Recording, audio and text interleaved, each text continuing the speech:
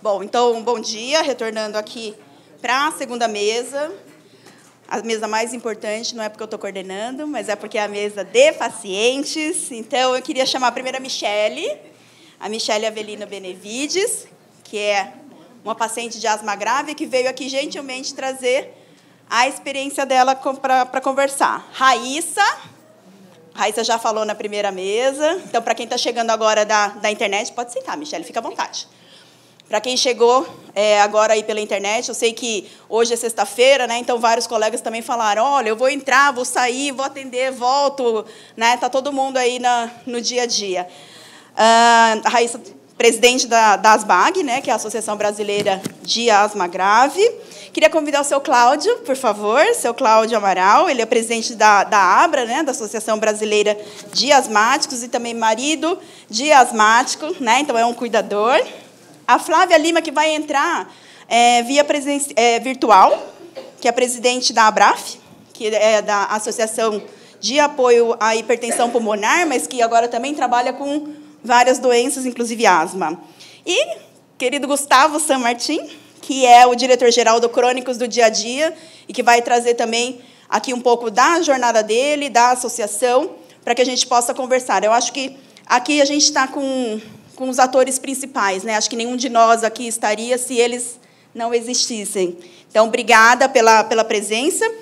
E a gente já tocou em alguns tópicos, né, no início, da dificuldade que o paciente passa, e agora trabalhando mais de perto com os pacientes, né, não só os meus, por ser pneumologista, mas agora por conta das associações em que a Fundação dá apoio, o próprio grupo da Fundação.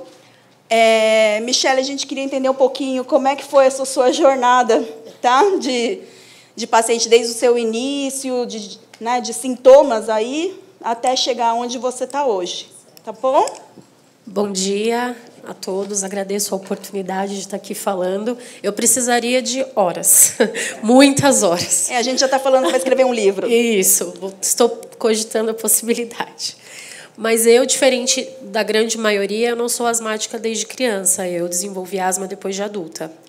Começou com uma tosse seca persistente, que durou mais ou menos uns 4, 5 meses, e ela dificultava muito o meu dia a dia, porque eu não conseguia dormir, eu não conseguia fazer mais nada, só tossindo. E idas ao pronto-socorro, sempre tratando como uma tosse alérgica, xaropes e tal. Foi quando eu tive a primeira crise, quando me assustei muito, porque eu nunca nem tinha cogitado passar em um pneumologista, porque sempre tive uma saúde tranquila. E aí eu fui encaminhada para um pneumologista e foi diagnosticado uma asma. Tratava normalmente. Depois acho que de 1 ano, mais ou menos, eu comecei a ter contato com pássaros e plantas, né? Principalmente o pólen das flores. Foi um divisor de águas aí na doença, porque foi quando ela agravou e muito. Eu, nesse período de 15, 16 anos, mais ou menos, eu já fui internada mais de 30 vezes. Eu ia ao pronto-socorro literalmente 2 vezes ao dia. Eu era tratada com uma crise gravíssima pela manhã, tomava, né, os remédios paliativos no pronto-socorro e tinha que voltar depois de 4, 5, 6 horas para ser novamente tratada. E isso durante anos. E sem diagnóstico. Meu diagnóstico demorou mais de 5 anos. Tive um choque anafilático nesse meio tempo. Fiquei em coma 5, 6 dias, mais ou menos. E até que eu fui encaminhada para o doutor Rafael, que agora eu tenho que puxar a sardinha um pouquinho para ele e para a doutora Regina, que, se não fossem eles, eu não estaria mais viva, literalmente, porque eu cheguei lá sem nenhuma informação, eu estava sem chão, porque eu vi a minha vida declinar em muito pouco tempo e ninguém me falava absolutamente nada. Eu chegava nos ambulatórios, né, para passar em consulta com o pneumologista, e eles desacreditavam dos meus relatos. Eu falava como era o meu dia a dia, eu não conseguia tomar um banho sozinha, eu não conseguia trocar de roupa sozinha, porque eu já estava em crise. E eu relatava isso para os médicos e eles falavam: não, Michele, não é assim. Não é possível que você viva desse jeito. Então, eu acho que esse é um ponto muito importante. Não criticando, né, nenhum profissional, longe de mim, mas eu falo da minha experiência. Porque um dos médicos, inclusive, me orientou a procurar outro profissional, porque em 20 anos de pneumologia eu nunca havia visto um caso igual ao meu. E eu, com 24 anos de idade, falei: me resta que eu vou morrer, eu não tenho mais o que fazer, né? E aí, depois de muita luta, fui diagnosticada com várias outras doenças, tomando medicação até para essas outras doenças. E foi quando eu cheguei para o Dr. Rafael e para a doutora Regina, que lá eles me deram a luz, né? Eles falaram: não, Michele, você não é a única, você não está sozinha, porque eu me sentia um ET. Eu falava: meu Deus, o que acontece comigo? Porque quando se fala em asma, todo mundo associa: ah, você usa bombinha? E só. E ninguém entende a gravidade, ninguém entende o que é o dia a dia de um paciente asmático grave. Então, assim, eu perdi a qualidade de vida em quase 100%, porque eu não conseguia fazer absolutamente nada sem ajuda. Nada. Michele, esse seu relato é super importante, né? Porque você viu na primeira mesa que tem muita coisa para a gente fazer, né? E é por isso que a gente está aqui hoje reunido, tá? Graças a Deus a gente está tendo mais acesso agora às medicações, mas eu acho que antes deles vem a informação, né? A informação é fundamental, e aqui a gente está com um grupo seleto que faz informação de qualidade. Depois o Gustavo conta a história dele, porque eu acho que o paciente também fica perdido, né? Então, eu queria que todos os pacientes que estão participando, porque a gente sabe que vários pacientes estão participando online, colocasse seu depoimento, colocasse sua dificuldade, porque no momento que vocês colocam, a gente sabe e a gente tenta endereçar uma solução para isso. Inclusive, esse seminário está sendo acompanhado pelo jornalista, o Maurício Brum. Obrigada, Maurício, que faz parte da redação do Crônicos do Dia a Dia, que está fazendo a cobertura do evento para a gente realmente fazer o documento final, para levar para as instâncias onde a gente realmente precisa para implementar soluções para esses tipos de problema, né, não acontecerem, ou pelo menos serem minimizados. Porque o paciente que tem asma grave, ele sofre. Quando você falou disso, que você ia 2 vezes para o pronto-socorro, eu lembrei de uma paciente, que eu contei essa história para o Gustavo. O Gustavo também não sabia que o paciente de asma grave podia ser um paciente assim. E a paciente começou um tratamento, começou também a fazer, né, um tratamento dentro de um centro, tal. Começou a receber a medicação e ela falou assim: nossa, agora eu estou ótima. Agora eu sou uma pessoa maravilhosa, eu durmo de pijama. E aí todo mundo falou assim: como assim eu durmo de pijama? Ela tinha esse problema, porque ela tinha as crises à noite e ela acabava indo de pijama para o pronto-socorro. Então, ela passava a dormir vestida para que ela não fosse ao pronto-socorro de pijamas. E agora ela estava tão bem da asma dela que ela podia dormir de pijama, né? Então, acho que é isso que a gente quer fazer pelos pacientes. Então, eu queria que a Raíssa também contasse a experiência, porque a Raíssa, além de presidente, na verdade, ela é a presidente de uma associação, porque ela é mãe de uma criança com asma grave. Raíssa, por favor. Bom dia, mais uma vez. Muito obrigada pelo convite, à Fundação Proar e todos vocês por me dar essa oportunidade. Realmente, a asma entrou assim na minha vida quando a Giovana tinha próximo dos 3 anos. É sempre uma história muito parecida, né? Os asmáticos, a gente se repete assim. Só que a Giovana, a asma dela começou já muito novinha, desde o nascimento ela já referia sintomas, sempre muito frequentes. Mas hoje pelo menos hoje eu entendo e conheço um pouco mais, que é difícil de fazer um diagnóstico numa criança ainda, né, antes dos 4 anos. E aí a Giovana, então, ficava sendo tratada como bebê chiador. Em cada crise sempre havia um motivo.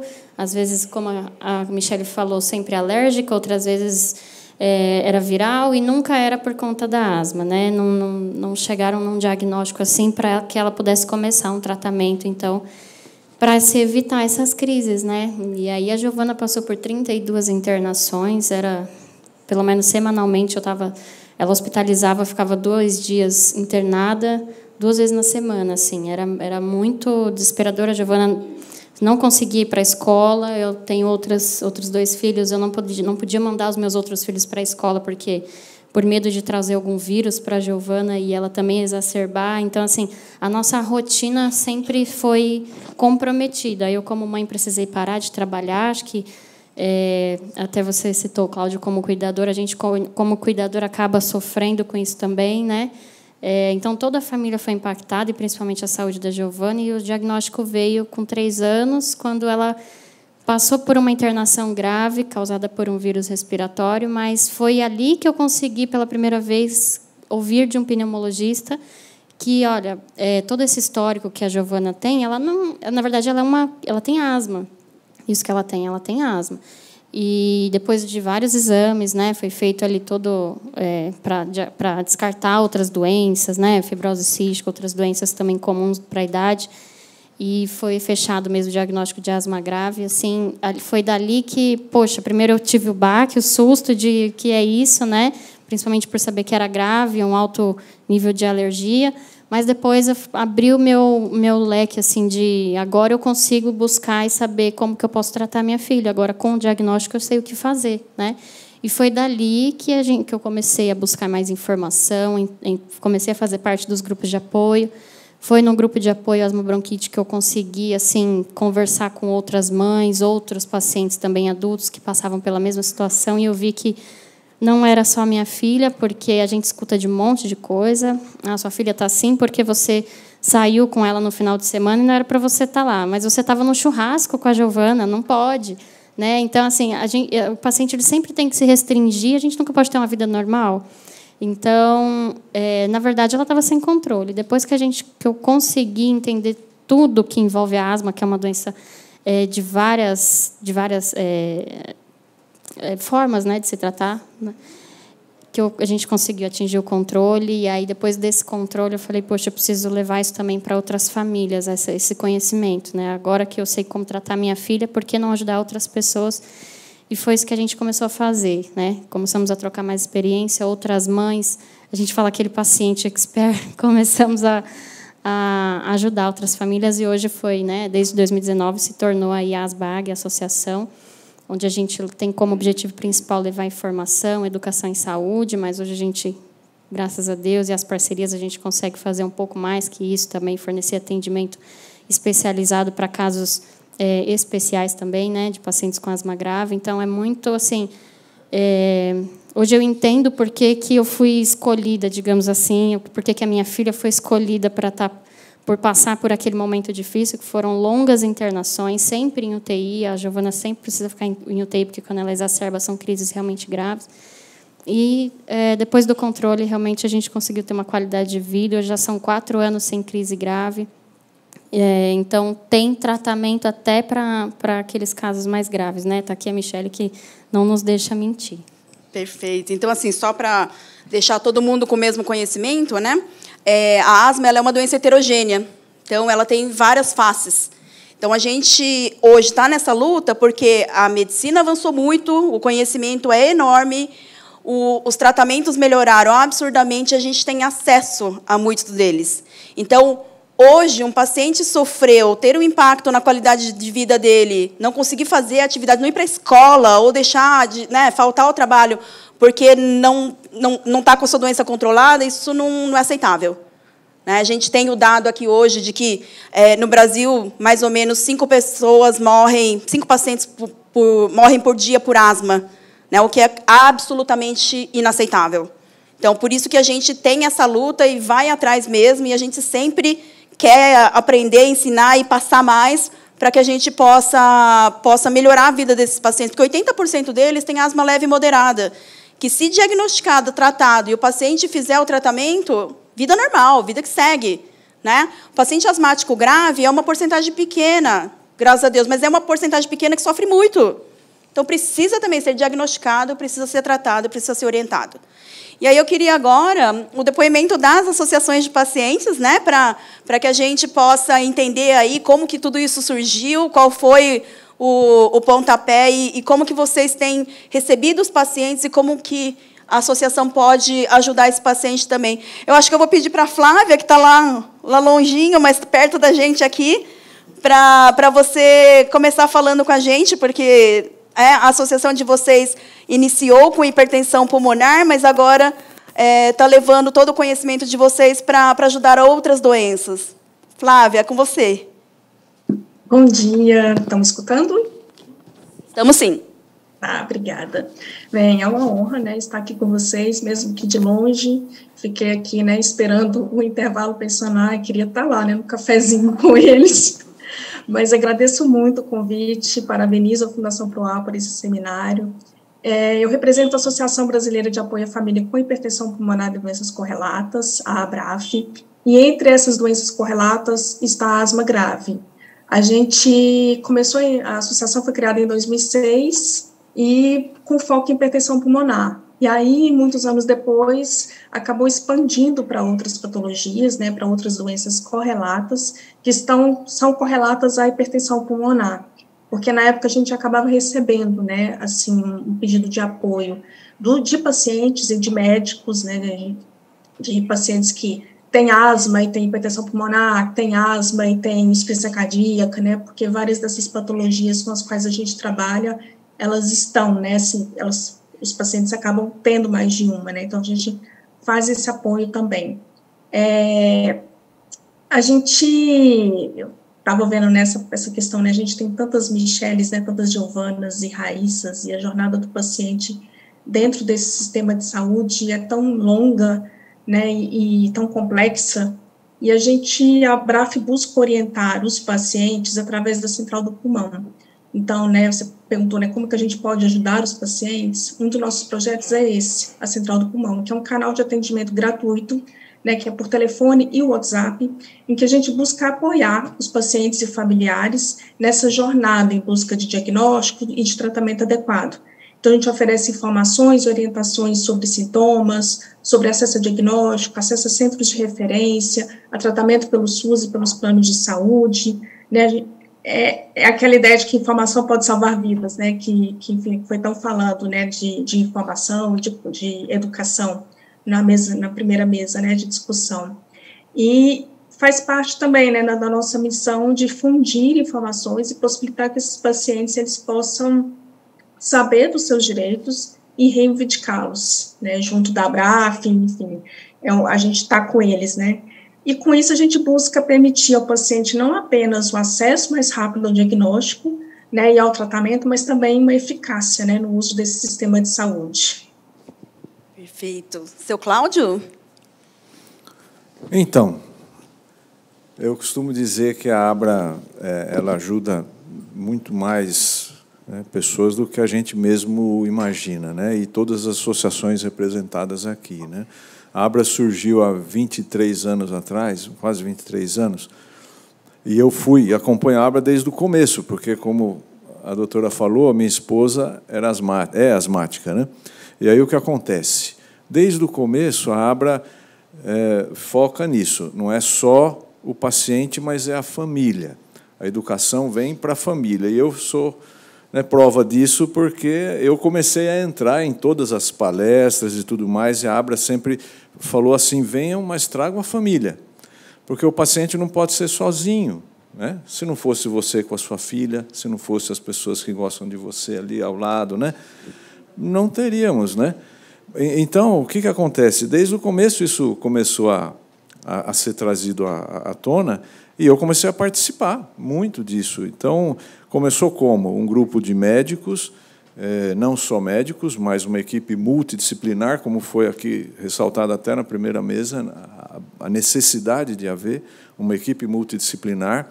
Então, eram médicos pneumologistas, né, alergistas, pediatras e também fisioterapeutas, educadores físicos, psicólogos. Às vezes a gente esquece, né? A parte psicológica pode ser um gatilho para a asma, importante. Então, a gente começou a ver que envolvia muita coisa. E a ABRA vem sempre falando isso, né? Educação, educação, né? Quanto mais a gente educar, quanto mais consciente o paciente e a família for, melhor para ela. E aquele aspecto que foi destacado, doença crônica. Sempre, eu me lembro, já faz 20 anos, 23 anos que eu escuto isso na ABRA, né? olha, é uma doença crônica, não tem cura e precisa ser tratada. Eu me lembro uma vez que a gente tanto estava pensando, a gente ia lançar um jornal, né? Na época impresso, né? Hoje não se faz mais isso quase, mas era um jornal impresso. E a gente falou, que nome a gente vai pôr no jornal? Aí eu, como bom voluntário da Abra, sentei com a Marise na mesa no shopping ali, então a gente conversando e chegamos, conviver bem com a asma. Poxa, é esse, a gente tem que conviver, mas conviver bem, né? Tendo qualidade de vida, sabendo do que está se tratando, né? E essa luta vem de lá para cá. Nós temos provas de famílias inteiras, né? Por que a gente foca na família? Porque, geralmente, não é um asmático só na família, né? Vem uma descendência, né? Então, nós temos um dos nossos diretores lá, que nos auxilia, que é paciente também, como eu, que não sou médico, né? Sou leigo, no caso, mas a mãe dele tinha asma, ele tem e os filhos têm. A avó, né? A avó dele tem asma, você vê que coisa. E ele fala, puxa, se não fosse isso, olha quanta gente estaria sem conhecimento do que tem que fazer. Então, ele é muito grato e tal, e ajuda muito a gente, porque ele vê, ele fala, olha, né, ele, no caso, falando assim, a qualidade de vida que eu tive antes de saber o que é asma era uma, a qualidade de vida depois é outra. E ele falou, e o meu grande privilégio é poder fazer com que meus filhos não precisem passar pelo que eu passei. Já começam desde cedo, eu sei como tratar, como fazer, né? Então, eu digo assim que a Abra é muito mais, né, do que um trabalho, uma atividade, mas é realmente uma luta em prol da melhor qualidade de vida das pessoas, né? E a gente tem feito isso já há um bom tempo, e agora com tantas outras pessoas, né? Senhor Cláudio, esse depoimento do senhor, tem uma pessoa no grupo lá das asmáticos do Brasil que ele falou isso também. Ele é asmático e ele tem um filho asmático. E aí ele falou assim, se meus pais tivessem tido essas informações que eu tenho hoje, ele falou, eu não teria sofrido tanto, então meu filho não vai sofrer. Né? Então, acho que isso é muito legal. Gustavo? Posso dar uma parte? Claro. Bom, eu já falei um pouquinho, eu vou complementar aí a fala do Cláudio. Parabéns, Cláudio, realmente você descreveu bem o nascimento da Abra. E eu, como fundadora, assim como a doutora Zuleide, que está aqui comigo, eu queria só colocar uma parte a mais, né? O nascimento da Abra, a inspiração fundamental foi na dificuldade que a gente tinha, que a gente via, ao tratar um paciente asmático, para passar esse conhecimento para o paciente, para que ele pudesse aderir ao tratamento, né? A adesão é um grande problema que a gente enfrenta ao tratar um paciente asmático. E aí nós tivemos a felicidade de encontrar um grupo que tinha a mesma afinidade, como disse bem o Cláudio, pediatra, pneumopediatra, pneumologista, fisioterapeuta, e a gente entendeu que era muito importante a gente ter essa equipe multidisciplinar e envolver os pacientes para que eles assumissem a Abra depois dela estar madura, vamos dizer assim, para que ela pudesse assumir o seu papel social e político, né? Que é o que a gente está conseguindo hoje, né? O Cláudio é o primeiro presidente leigo e a gente se orgulha muito disso, né? Ele veio, a Marise, que é a nossa secretária, que ajudou a fundar a Abra, ela foi minha paciente, hoje está bem controlada. Então, assim, é uma realização muito grande ver o caminho que a Abra trilhou e aonde ela está colocada hoje, né? Com seu papel até dentro de uma política de saúde, né? Então, obrigada, Cláudio, por você estar presidindo a Abra, e outros presidentes leigos virão para assumir esse papel. Gustavo, conta para a gente agora. O que você quer que eu conte? Eu quero que você conte tudo, desde o seu primeiro contato e a sua paixão pela asma. Bom dia, pessoal. Eu comecei a trabalhar com associação de pacientes a partir de um diagnóstico de esclerose múltipla. Em 2011, eu tive ali 6 meses de investigação até o diagnóstico se concretizar. e trabalhei com esclerose múltipla somente até 2016, quando em 2016 comecei a fazer um processo de mentoria para a comunidade de atrofia muscular espinhal. Ali em 2016 e 2017 conheci o Dr. Gilberto Pucca, que presidia a Associação Brasileira de DPOC, e comecei também a trabalhar junto com ele na produção de conteúdo. Foi nessa época que a gente se conheceu também, Raíssa. E à medida que eu trabalhava principalmente por esclerose múltipla no começo, eu entendia que vários dos problemas que eu, como pessoa com esclerose múltipla, vivo e vivia já na época, eram problemas comuns a outras tantas doenças. Então, não faltava remédio só para a esclerose na época, estava faltando para um monte de gente.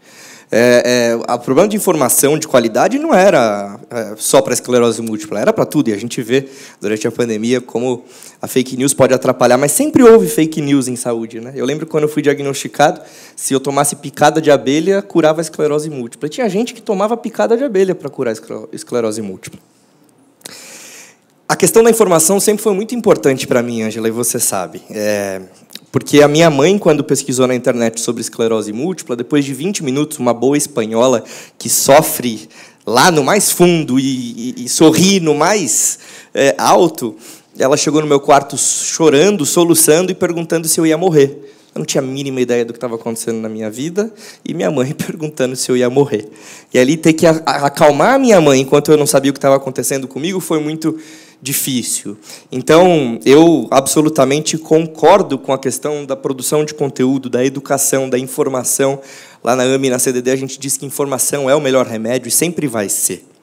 Mas eu queria fazer uma provocação, porque à medida que eu comecei, então, um processo da formação da CDD em 2018, já entendia que, principalmente, a gente tinha ali um lugar que era um lugar que poderia ser raro por algumas doenças, mas eu já estava militando junto da Febra Raras e outras associações de doenças raras pela bandeira dos raros, e eu olhava e falava, tá, mas pelos raros, esclerose não é tão raro assim, né? A gente tem que dar espaço para outros conquistarem. Vamos para crônicos? Vamos. E aí o grande desafio foi tentar entender o que conectava de desafio as pessoas crônicas.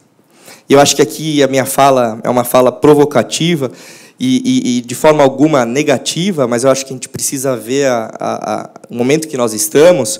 Acho que a gente já falou muito da importância da educação e todos fazemos um trabalho de produção de conteúdo, informação, muito em colaboração com os médicos, que, diferente de onde eu vim, lá da neurologia, que agora melhorou um pouquinho, os pneumos, enfim, sempre foram mais abertos, né? A pneumologia, em geral, sempre foi muito solícita. Então, Rafael, Ângela, vocês sempre estiveram com a gente. Doutora Zuleide, que eu escolhi para ser a pediatra do meu filho. Quem tem filho sabe o quanto é importante essa decisão.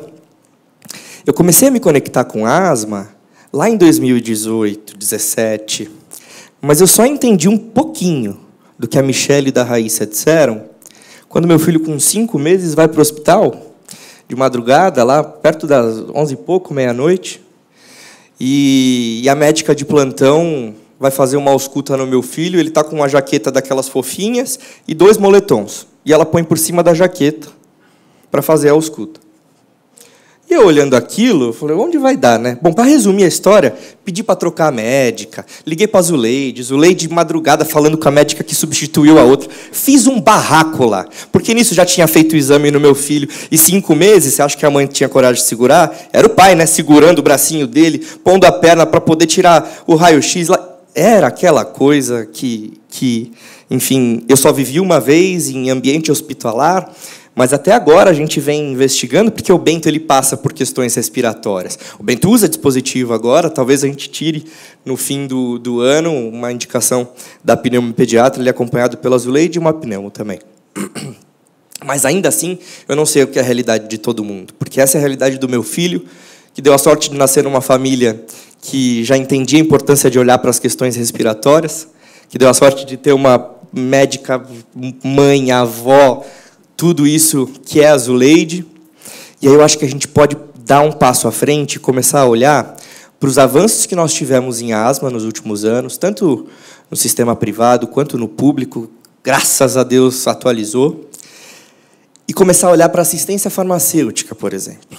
Porque, à medida que a gente vai promovendo aí informação, a gente espera reduzir aí essa jornada para tempo de diagnóstico e encontrar o tratamento adequado para aquela pessoa.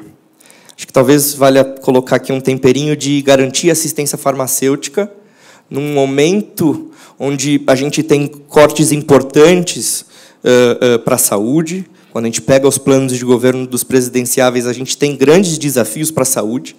E a gente vem, nesse mesmo momento, acompanhando o quanto a terapia gênica está caminhando em paralelo, o quanto as doenças raras estão trazendo aí novas opções terapêuticas. Então, acho que os próximos anos eles são importantes para a gente começar a olhar para garantir a assistência farmacêutica dessa pessoa que, depois de muito, conseguiu encontrar um Rafael, uma Ângela, uma Zuleide, que precisa daquele medicamento, que muitas vezes...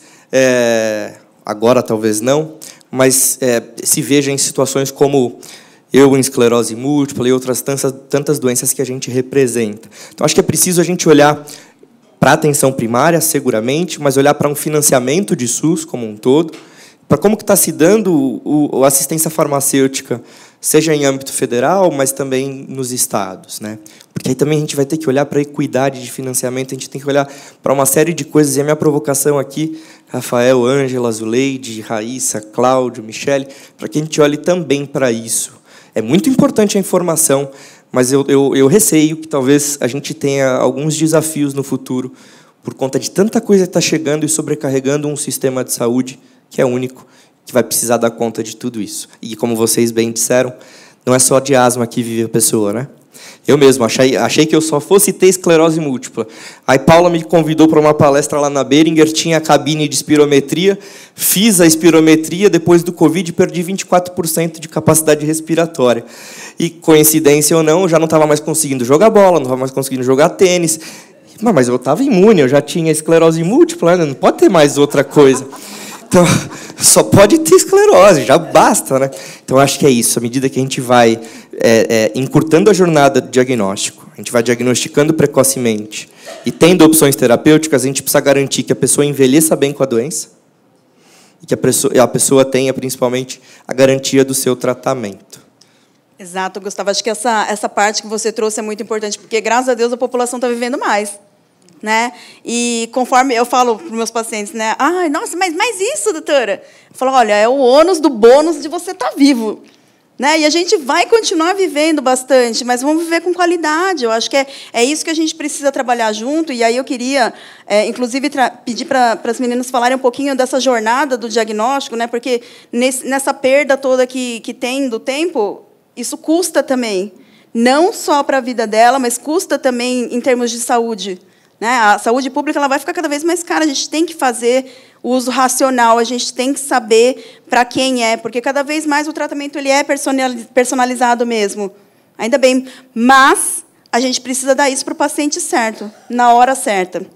Né? Então, acho que depois que as meninas falarem um pouquinho do tempo de diagnóstico, quantos médicos, quantos serviços vocês passaram, qual foi a grande dificuldade realmente, eu queria que as associações de pacientes falassem para a gente aonde que vocês, os próprios pacientes, né, porque eu acho que o paciente asmático, eu fico provocando meus pacientes asmáticos o tempo inteiro, que eles são mais passivos, né, porque a asma, quando ela é leve e moderada, o paciente tem as crises, ele fica ali impactado, mas depois que ele trata, ele fica bem, ele fica bem.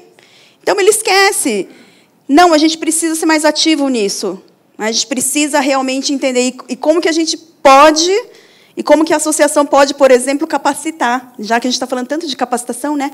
Capacitar qual é o direito realmente que o paciente tem e qual que é o esforço que ele pode fazer, porque junto aqui a gente é melhor mesmo. Né? Então, depois eu quero que vocês também comentem isso. Por favor, meninas. Só trazer um tempero para elas também. Tá. Eu não tinha visto ainda a asma a partir do olhar do cuidador. Até que meu filho acordava durante... noites e noites, vomitando de tanto tossir. E aí eu me via com esclerose múltipla, cujo principal sintoma é a fadiga, eu me via no dia seguinte me arrastando para trabalhar. E a gente falou de absenteísmo, eu me arrastava, eu não conseguia trabalhar, porque eu estava ali, meu filho não dormiu nada à noite. Então, eu queria também trazer o olhar do cuidador e do impacto do cuidador, o custo indireto se a gente está falando em envelhecer com a doença, ele precisa ser olhado, porque, à medida que a gente envelhece com a doença, o que deve impactar mais é o indireto do que o direto. Com certeza.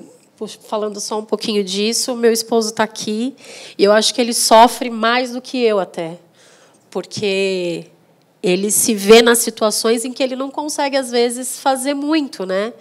E a gente conversa muito sobre isso, e ele fala para mim, Michele, eu entendo que você sofre, mas você tem noção do quanto eu sofro? Porque ele esteve comigo, eu não tinha nada quando a gente se conheceu, né? Eu era saudável, e então ele acompanhou o processo realmente do início.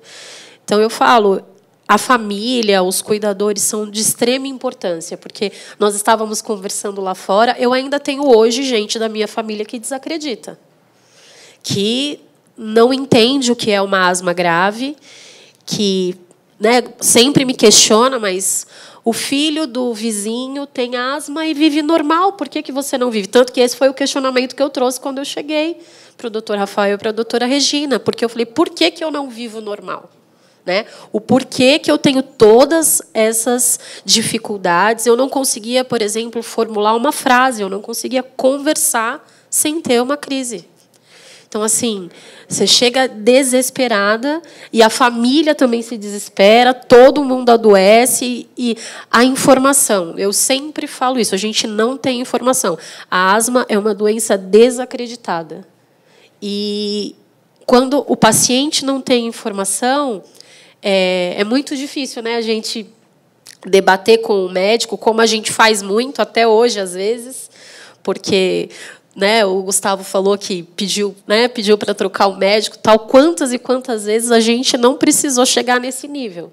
Eu, em uma das minhas crises muito graves, eu cheguei, a médica perguntou o que eu tinha, eu não estava conseguindo falar, né, estava de cadeira de roda, porque a gente não consegue nem andar numa crise grave. E ela falou, aí eu falei, estou com crise de asma, né, eu sou asmática grave. Aí ela questionou para mim, o que é asma para você?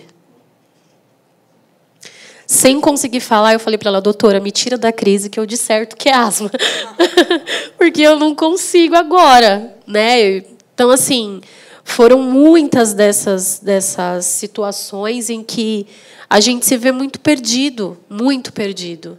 E, falando agora do diagnóstico, né, foram 5 anos para o diagnóstico. Eu fui diagnosticada com Sjögren-Strauss, com fibrose, várias coisas. E até quando eu cheguei num centro especializado, eu falo, eu sou muito abençoada e privilegiada por isso, porque se eu não estivesse num centro especializado, de novo, eu não estaria mais viva.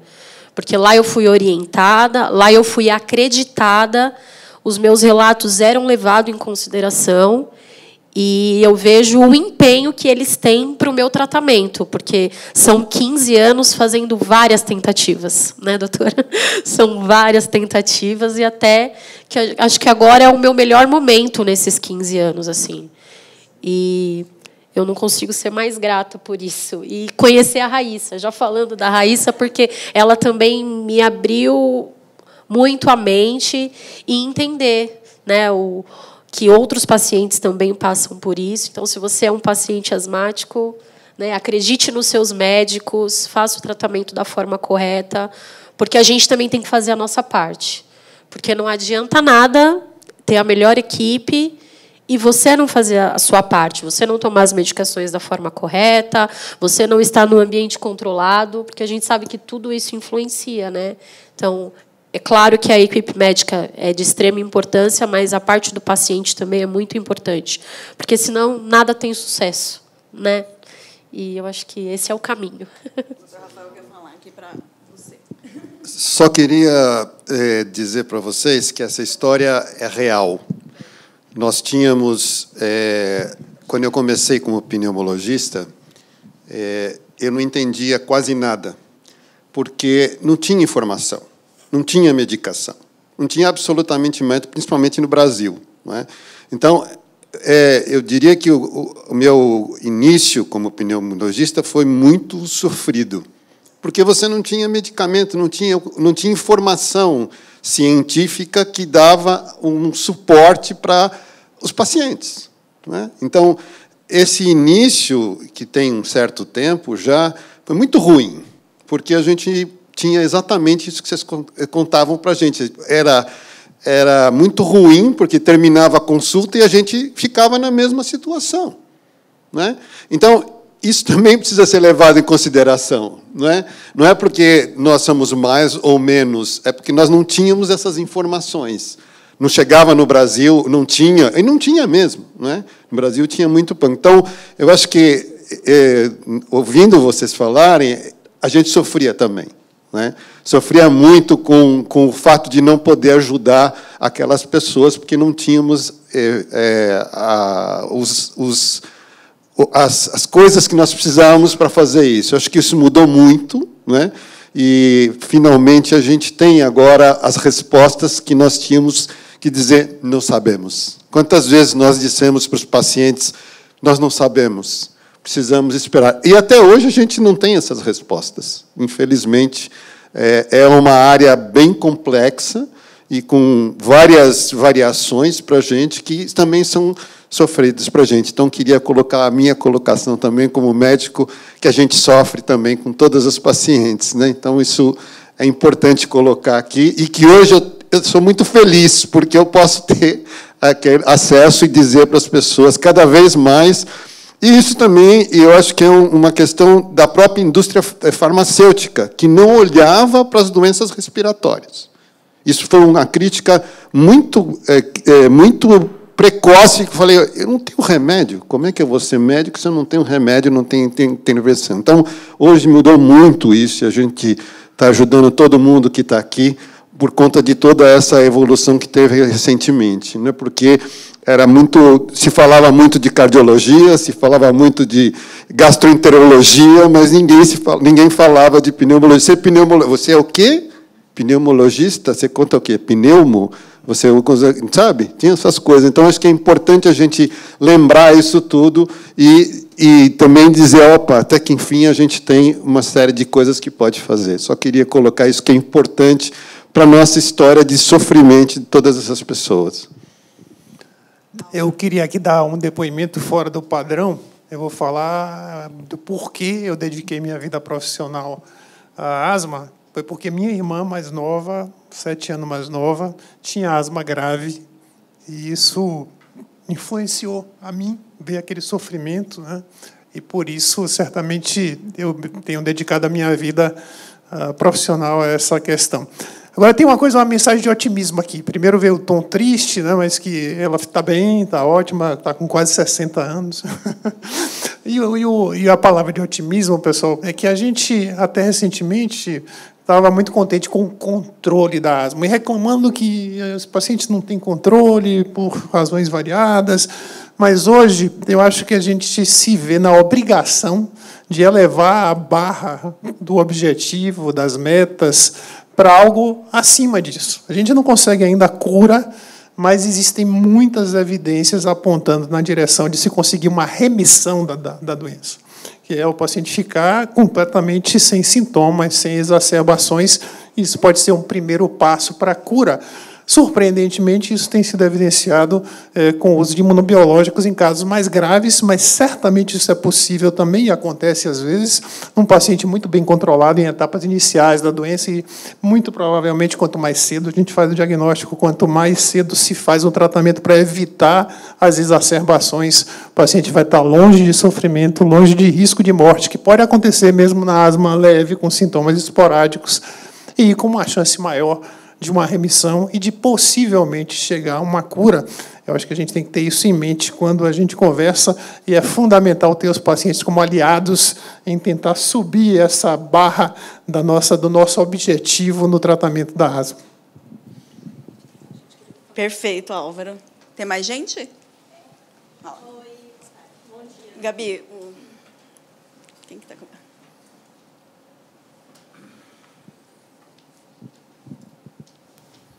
Bom dia, meu nome é Silvia, grata por esse evento, está maravilhoso, estou aprendendo muitas coisas.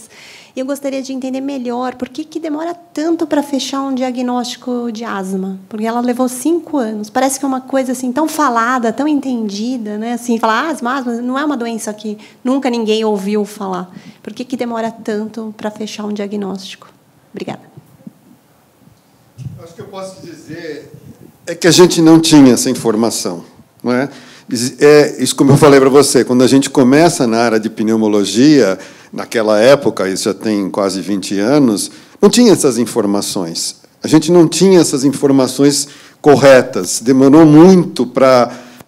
Por exemplo, você tinha muita medicação para cardiologia, você tinha muita para gastroenterologia, mas não tinha para pneumologia. A gente não tinha essas informações. Eu não tive isso na minha formação, daquilo que eu precisaria. Mas não era só eu, era o mundo que não tinha isso, que não olhava muito para isso, ou que não tinha muito interesse. Tem essas questões também de mercado e essas coisas todas. Então, a gente vai aprendendo devagarzinho. Então, eu acho que isso é que hoje é diferente, né? Hoje a gente consegue já dizer, por exemplo, uma criança de 3 a 5 anos, que ela começa a se tratar a partir desse momento.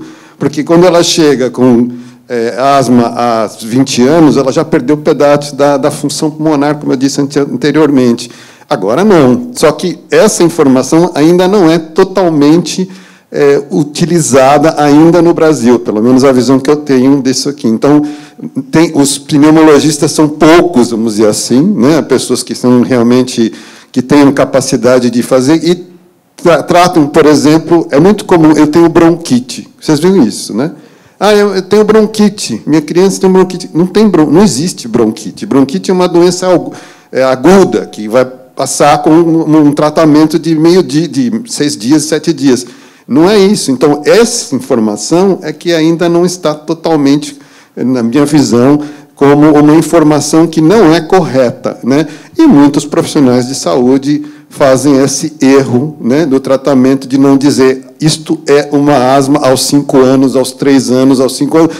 E muitas vezes as famílias não aceitam isso. Não, minha filha não tem essa doença. Isso aqui é uma bronquite. E larga isso. Não, você vai agora começar a tomar um remédio todos os dias desse jeito. Não, isso está errado. Isso acontece ainda. Então, essa é uma área que é ainda bastante difícil de a gente assim, dizer para uma pessoa que ele tem que, aos 5 anos, quer dizer, uma mãe ou o pai, que ela tem que começar o remédio desde sempre. Está melhorando? Sem dúvida nenhuma, mas ainda não chegou aonde a gente gostaria de ter, principalmente. E lembrando que, quanto mais tempo, mais perda de função pulmonar e, portanto, uma doença mais crônica. Doutor, eu queria...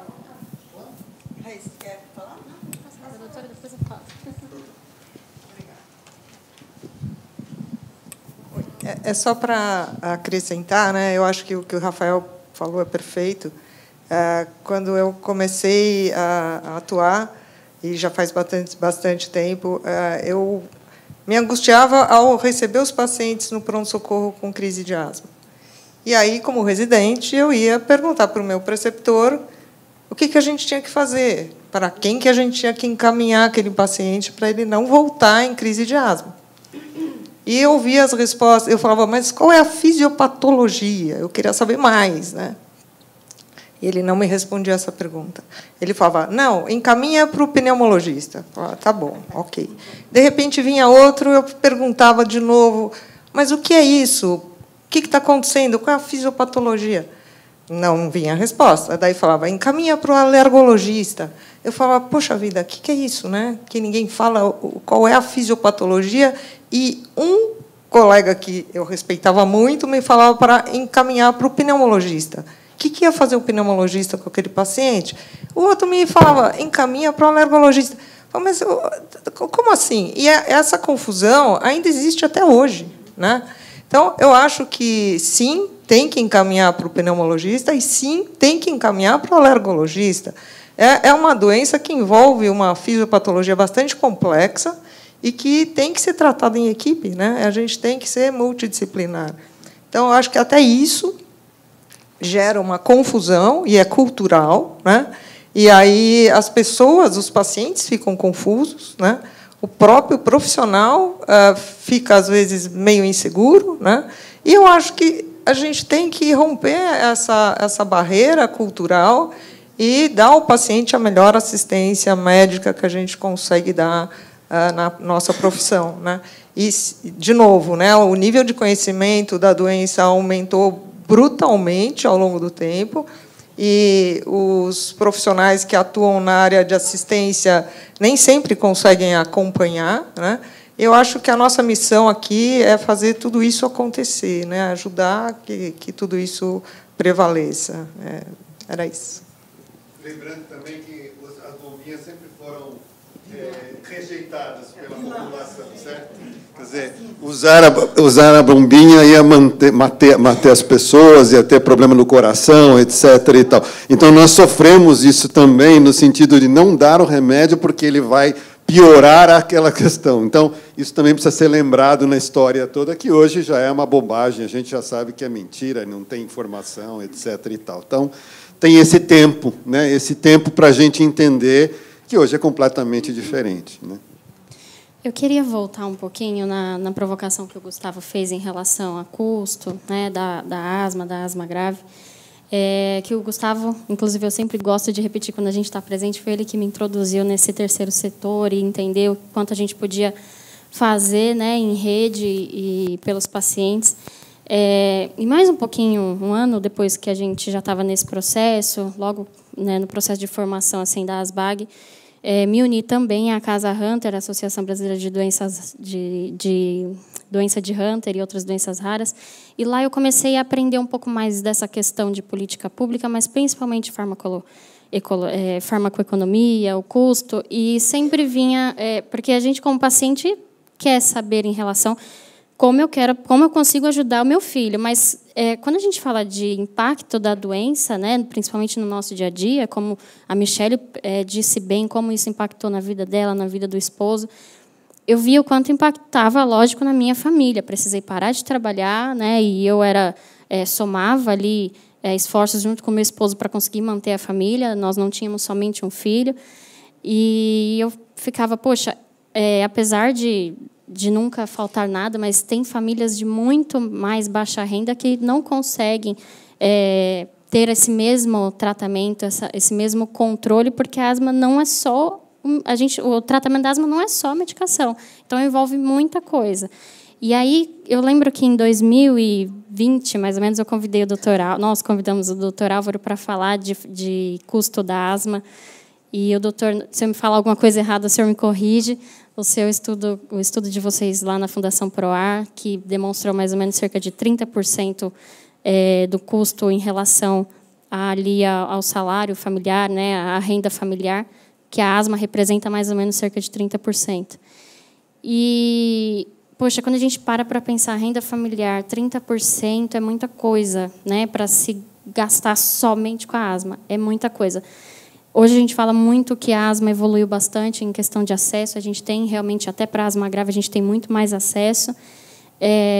Mas a gente depende de uma boa alimentação, depende de condições adequadas ali do ambiente, né, familiar para controle dessa doença. Então, tem tanta coisa que envolve e que, quando a gente rodeia, fala, tá, para controlar a asma, a gente está falando de controle de asma, mas tudo chega na questão do custo, né? Tudo é custo. Para manter tudo isso é custo.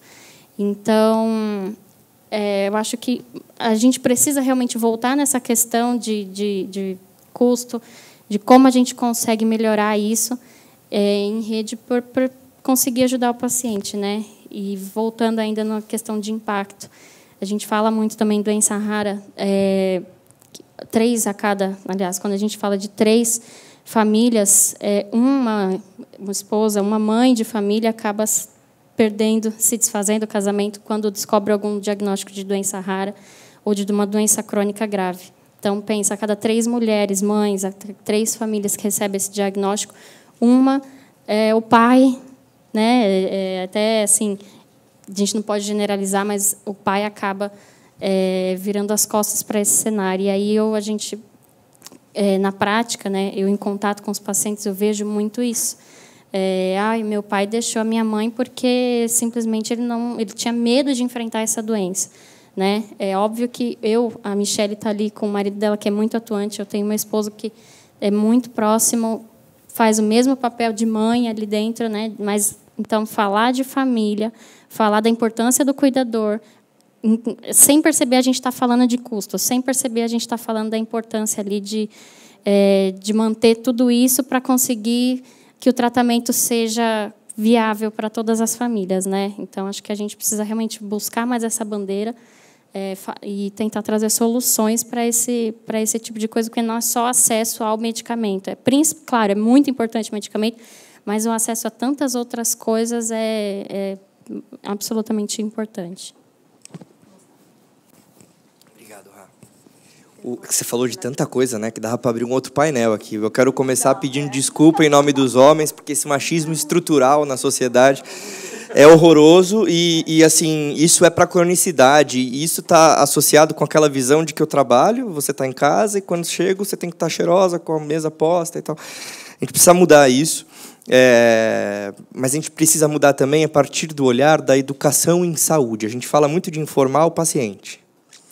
Mas antes, porque quando eu recebi o diagnóstico de esclerose, eu pensei, caramba, mas eu comi espinafre e minha mãe falou para eu comer espinafre. Eu comia fígado, minha mãe falava que eu não ia ficar... Eu vi o Popeye, né? Não era o Popeye que a gente assistia lá ficando forte? Eu fiz tudo o que eu tinha que fazer para não ter doença. Agora eu tenho um diagnóstico que não tem cura? Parece brincadeira, mas a gente é moldado numa sociedade onde parece que a gente precisa ser infalível, né? E aí, quando você recebe um diagnóstico desse, a primeira coisa é rechaçar. Veja, meu filho que faz lá uso 2 vezes por dia, de manhã e à noite, de Fluxotide. Ok. Ontem minha mãe estava com ele, porque eu estava trabalhando, enfim, passei perto das 8 horas da noite, ele estava jantando. Eu falei, mãe, eu vou para casa? Você leva ele quando você terminar? Ah, levo, filho. A minha mãe esqueceu a bolsinha de remédio dele.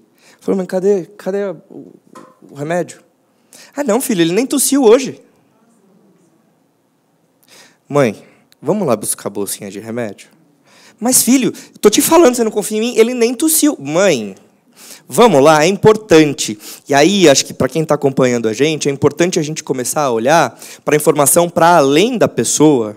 Porque essa pessoa, uma vez informada, ela pode e deve ser, eu em esclerose, e quem tem asma em asma, enfim, e seja lá o que eu tenho com os meus 24% de pulmão comprometido, a gente precisa falar sobre... para as pessoas próximas. Porque a minha mãe ainda não entende a importância da prevenção. Não é porque ele não tossiu hoje. E, olha, eu tento lá em casa fazer uma revolução de informação, e eu queria só concluir, para tudo isso das questões de custo, a gente precisa falar também de como se faz a ATS, em especial no Brasil, que é onde a gente milita. Eu recentemente assumi a presidência do grupo de pacientes da ISPOR. Primeiro fala o que é ATS para o pessoal. Avaliação de tecnologia em saúde, pessoal. O remédio é também uma tecnologia em saúde, e quem avalia a incorporação no SUS, por exemplo, de um remédio novo, é a Conitec, que está ali, é um braço associado à Secretaria de Ciência e Tecnologia e ao Ministério da Saúde. Se você tem plano de saúde, é a ANS, que faz todo um processo que se chama ROL, e aí eles avaliam incluir... como recentemente fizeram para a asma. Mas, quando a gente fala de custos indiretos, a gente olha para uma ATS no Brasil, onde eu publiquei, lá em 2017, um dado para esclerose múltipla, na principal revista científica em esclerose, que era a Neurology. Fizemos, junto com a Unifesp, um estudo, a gente mostrou que 68% dos pacientes que... quando receberam o diagnóstico, estavam empregados, 68% desses perdiam o emprego, estavam desempregados depois de 2 anos.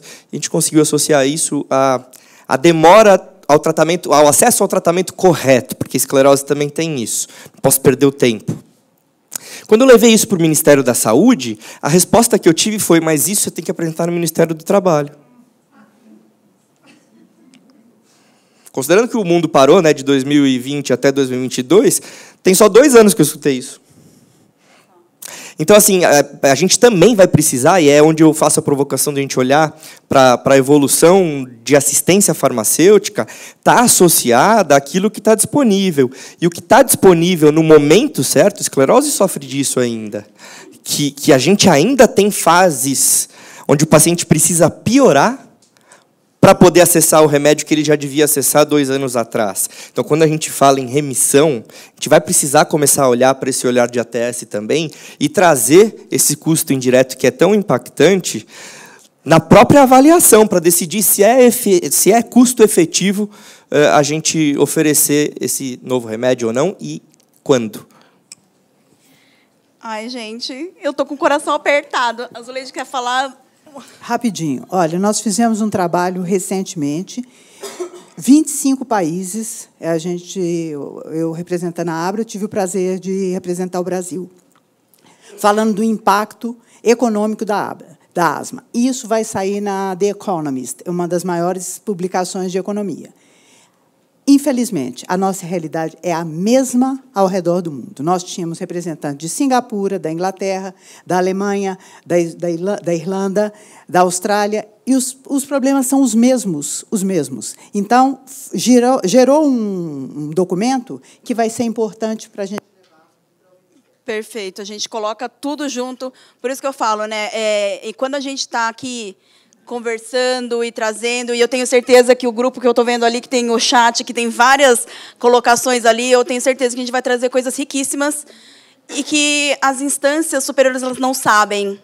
Né? Quando você vai conversar, é sempre uma cara de surpresa. Como assim, nossa, é assim? Sim, é assim. Né? Então, acho que a gente tem essa obrigação de levar, a gente tem que estar sempre junto, atualizado, e eu sempre converso com o Gustavo, a gente tem que capacitar mesmo, porque tem muita coisa que a gente não vai atrás porque a gente não sabe. E não dá para ir atrás de uma coisa que a gente não sabe nem que existe. Né? Então, acho que isso é uma coisa importante, que a gente tem que sempre trazer, nunca descansar. Né? Que a gente tem que sempre ir atrás, porque cada vez dá para melhorar mais. Eu queria agradecer muito, muito, muito e já falar que vamos organizar uma live para a gente continuar discutindo isso, para que mais pacientes possam saber, mais familiares possam participar, que a asma não é frescura, né? A asma é uma doença e que tem um impacto em qualquer nível, principalmente se ele não tiver diagnosticado nem tratado. Tá? Então, isso é muito importante. A gente vai fazer um intervalinho agora, ao meio-dia, já trazei um monte, mas a gente tem 1 hora... Tá, para fazer o intervalo. Então, o pessoal de casa vai almoçar. 1 hora a gente volta aqui todo mundo junto. E quem está aqui presente, a gente tem vários restaurantes aqui em volta do evento. Tem um restaurante aqui do hotel também, que tá num preço bem legal. E a gente volta todo mundo junto a 1, tá bom? Obrigada, gente.